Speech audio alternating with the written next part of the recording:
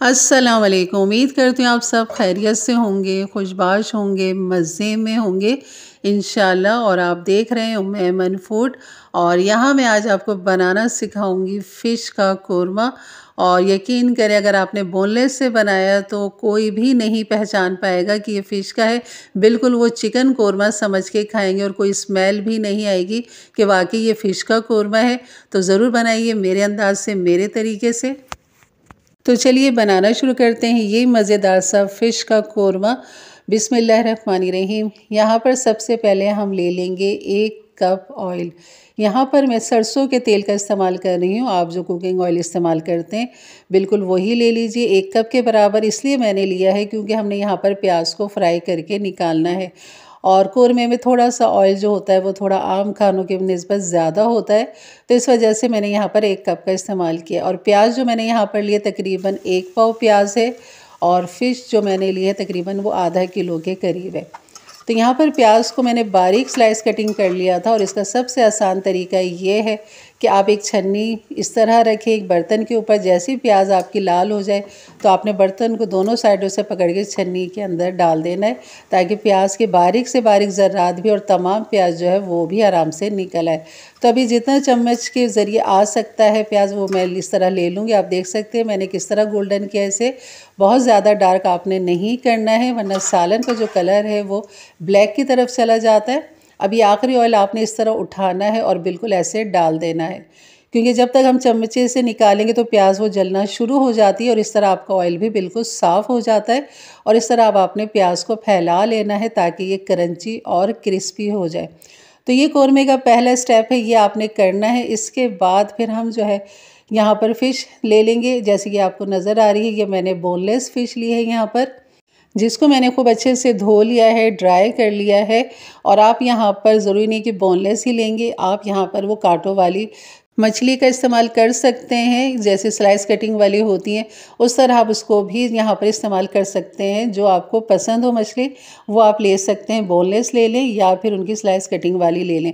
तो यहाँ पर जो है आपने खाली नमक और हल्दी का इस्तेमाल करना है। मैंने हाफ टी स्पून डाला है और खूब अच्छा सा इसके चारों तरफ मैंने लगा दिया है। और इसको बहुत ज़्यादा हमने मैरिनेट नहीं करना, सिर्फ तब तक हमने इसे रखना है जब तक हमारा ऑयल गर्म नहीं हो जाता। यहाँ पर वही मैंने ऑयल लिया है जो मैंने प्याज जिसमें फ्राई की थी, वही ऑयल का यहाँ पर हम इस्तेमाल करेंगे। तो अब आप देख सकते हैं बिल्कुल हाफ कप यहाँ पर ऑयल रह चुका है। और जैसे ऑयल गर्म हो जाए तो आपने मछली को यहाँ पर इस तरह फ्राई कर लेना है। और इसी ऑयल के अंदर ही हमने मसाला भी तैयार करना है। आपको बिल्कुल भी अलग से ऑयल को फ्राई करने के लिए या अलग से मसाला बनाने के लिए बिल्कुल ज़रूरत नहीं है। सिर्फ 1 कप ऑयल के साथ ये सारा स्टेप हो जाएगा। यहाँ पर मसाला भी इसी में हम भून लेंगे, प्याज भी फ्राई कर लेंगे और मछली भी हम फ्राई कर लेंगे। तो इसलिए यहाँ पर 1 कप ऑयल जाएगा। तो यहाँ पर दोनों साइड को मैं गोल्डन कर लूँगी फ़िश को। जैसे बेहतरीन सा इसमें कलर आ जाएगा तो बस हमने पहले फ़िश को फ्राई करके निकालना है। उसके बाद फिर हम यहाँ पर इसका कोरमा तैयार करेंगे फ़िश का। तो ये दूसरा स्टेप हो गया इसका। और प्याज भी हमारी ठंडी हो गई, उसको भी हमने कूट लेना है। ये देख सकते हैं आप फ़िश हमारी बेहतरीन यहाँ पर हो चुकी है। इसको भी हम रखते हैं अब साइड में। और अब कोरमे की तैयारी करते हैं। ये जो तेल बचा है हमारे पास बेहतरीन सा फ्लेवर वाला, प्याज का भी फ्लेवर है और मछली का भी है, जिसमें हम गरम मसाला डालेंगे। काली मिर्च ले लेंगे 6 से 7 अदद, लौंग ले लेंगे 3 से 4 अदद, छोटी इलायची 3 अदद और तेज़ पत्ता हमने यहाँ पर लिया है। बस जैसे ही इसके कड़कने की आवाज़ आ जाए गरम मसाले की तो आप इसमें डाल दीजिए अदरक लहसुन का पेस्ट 1 टेबल स्पून। और यहाँ पर इसको खूब अच्छा सा भून लेंगे अदरक लहसुन को। और जैसे अदरक लहसुन भुन जाएगा तो थोड़ा सा पानी डालिए और इसमें हम डालेंगे बाकी मसाले। तो यहाँ पर जैसे ही पानी में बॉयल आ जाएगा तो हम डाल देंगे यहाँ पर लाल मिर्च 1 टीस्पून, पिसा हुआ धनिया डाल देंगे यहाँ पर 2 टीस्पून या 1 टेबल स्पून डाल दें। भुना पिसा सफ़ेद ज़ीरा 1 टीस्पून, गरम मसाला हाफ़ टी स्पून और नमक ले लेंगे हाफ़ टी स्पून। यहाँ पर इन तमाम चीज़ों को खूब अच्छा सा मिक्स करेंगे। और इसमें जाएगी दही 1 पाव 250 ग्राम। दही को आपने खूब अच्छा सा फेंटना है और फिर आपने डाल के इसको अच्छे से मसाले के साथ मिक्स करना है। यहाँ पर जैसे ही दही का पानी खुश्क होगा, मसाला भूनेंगे, तब हमने यहाँ पर बाकी चीज़ें इसमें डालनी है। यानी कि फ़िश डालेंगे और जो प्याज हमने फ्राई करके रखी थी उसको भी हमने कूट लेना है, या फिर आप इसे कूट लें या फिर आप इसे चॉपर में डाल के पीस लें। तो यहाँ पर मसाला आप देख सकते हैं बिल्कुल उसका रोगन अलग हो चुका है। यहाँ पर मैं केवड़ा डाल रही हूँ 1 टेबल स्पून मसाले के अंदर ही।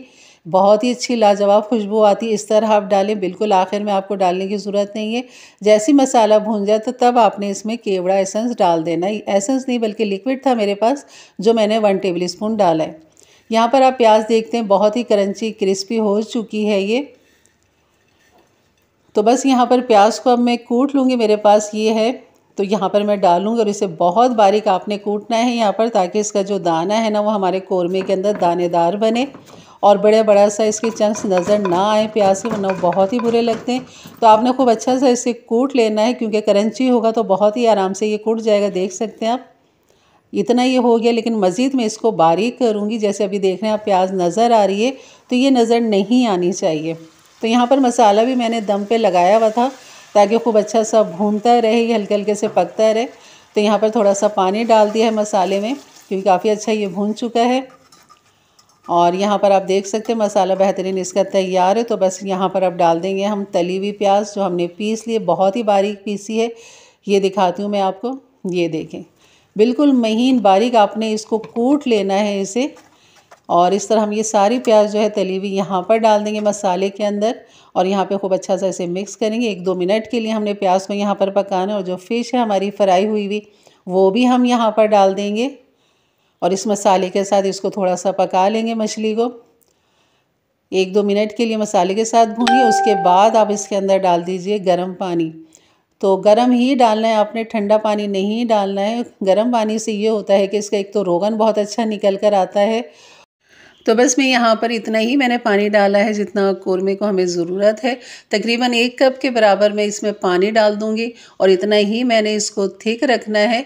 और इसको खूब अच्छा सा मिक्स करेंगे। और यहाँ पर मज़ीद इसको फ्लेवर जायका देने के लिए हम हाफ़ कप दूध का इस्तेमाल करेंगे। इसमें 1 कप दूध भी जा सकता है और दूध आप लाजमी डालिएगा, बेशक आप हाफ़ कप डाल दें। इससे ये होता है इसका रोगन निकल कर आता है और इसकी जो रंगत है ना वो भी खुशनुमा लगती है। तो यहाँ पर जो है मैंने जायफल जावित्री डाल दी है हाफ़ टी स्पून। इसको भी हमने ऐसे ही मिक्स करना है, आपने बिल्कुल भी चमचा बीच में नहीं चलाना है, वरना फिश जो है वो टूट जाएगी। और यहाँ पर जो तेज़ पत्ता है ये मैं निकाल दूँगी। बस इसका हो गया यहाँ पे काम ख़त्म। और अब इसे मैं ढक दूँगी और 2-3 मिनट के लिए, ताकि खूब अच्छा सा इसमें जोश आ जाए। जैसे कि आप देख सकते हैं माशाल्लाह फ़िश हमारी बेहतरीन कौरमा जो है फ़िश का वो तैयार है। और आप ये देख सकते हैं बिल्कुल ये फ़िश नहीं, बिल्कुल एक चिकन का पीस लग रहा है ये। तो बिल्कुल बनाइए मेरे अंदाज से, मेरे तरीके से। और आप इसकी ग्रेवी भी देख सकते हैं बिल्कुल बेहतरीन है ये। इस तरह आपने रखनी है इसको कौरमे स्टाइल में। तो ज़रूर बनाइए मेरे अंदाज से, मेरे तरीके से। और मैं कहूँगी आपको कि आप एक दफ़ा लाजमी बनाइए और आप इसे बार बार बनाना पसंद करेंगे। तो बस यहाँ पर एक लेमन जूस का भी आपने रस लाजमी डालना है। विटामिन सी से भरपूर है और ये बहुत ही ताकतवर सालन आपका तैयार हो चुका है। छोटे बड़े सभी बड़े शौक़ से खाएँगे। तो या फिर आप तंदूर की रोटी के साथ या फिर आप घर की चपाती के साथ इसको खाइए। और अपने फैमिली फ्रेंड में भी ज़रूर शेयर किया करें, ताकि उनके लिए भी आसानियाँ पैदा हों और वो भी इस तरह की मज़ेदार सी रेसिपी अपने लिए बना सकें। तो ये देख सकते हैं आप माशाल्लाह, और इसकी लुक देख सकते हैं। कोई कह सकता है ये फ़िश का सालन है, बिल्कुल चिकन या बीफ मटन कुछ ऐसे ही लग रहा है ये। तो ज़रूर बनाइए, बच्चे भी बड़े शौक़ से खाएंगे। जो बच्चे फ़िश नहीं खाते या बड़े नहीं खाते, आप इस तरह उनको बना के दीजिए, वो बिल्कुल नहीं पहचान पाएंगे और वो इसे चिकन समझ के खा लेंगे। और आप मुझे दुआएं देंगे कि वाकई मैंने आपको कोई रेसिपी दी है। तो ये थी मेरी आज की रेसिपी। अगर अच्छी लगी तो लाइक कर दीजिएगा। जाते जाते मेरे चैनल को ज़रूर सब्सक्राइब करके जाइएगा। बेल के बटन को क्लिक कर दें, ऑल के बटन को प्रेस कर दें, ताकि मेरी वीडियो की नोटिफिकेशन हमेशा आपको सबसे पहले मिले। और यहाँ पर मैं आपको और इसको क्लोज़अप करके दिखाती हूँ। कौरमा जो है ना, फ़िश कौरमा कैसा लग रहा है। और आप देख सकते हैं बिल्कुल ये चिकन का कौरमा लग रहा है, यकीन करें। और इंशाल्लाह मिलते हैं फिर एक अच्छी नई रेसिपी के साथ। तब तक के लिए इजाज़त दें। अपना बहुत सारा ख्याल रखें, दुआओं में याद रखें। अल्लाह हाफ़िज़।